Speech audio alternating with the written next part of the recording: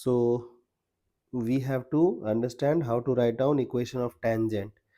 So we will have three situations, like we already faced this kind of things. So point form, okay, point form means you will have a point on the curve to which you have to drop equation of tangent. Then parametric form.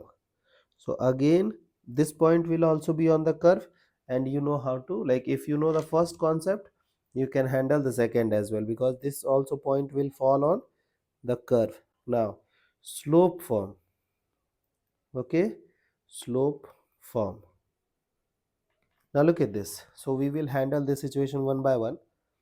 So suppose that there is a curve, okay, to which they have already provided you a point on it, okay.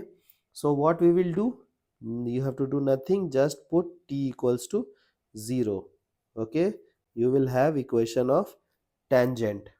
You know this is transformation, means like x square you have to replace by x1, y square by y1, x by,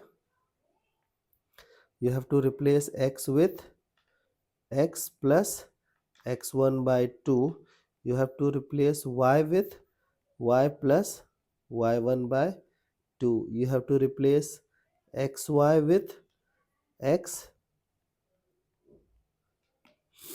you have to replace xy with x, y1, x1, y with 2, okay.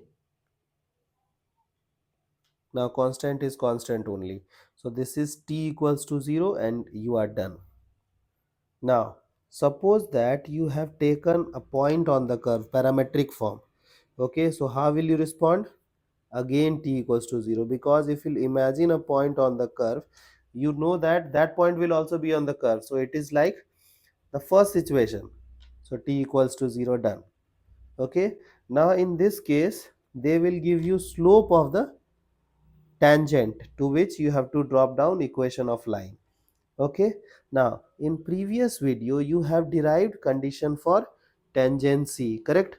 So if you have memorized that one, you can write y equals to mx plus or minus root over a square m square plus b square. Over there you have derived value of c, no, c square is equal to a square m square plus b square. Suppose that you are not able to memorize that part, so how will you respond? You will forget about those slope, just ignore. Now imagine a point on the curve in parametric form, put t equals to 0, you got your equation of tangent. Now if you got equation of tangent, your tangent will have some slope, coefficient of y. Now compare your slope with the given slope, so you will get your perpendicular base and hypotenuse. Corresponding to that, you have to update your equation. I hope the idea is clear, and now you can solve this kind of problems.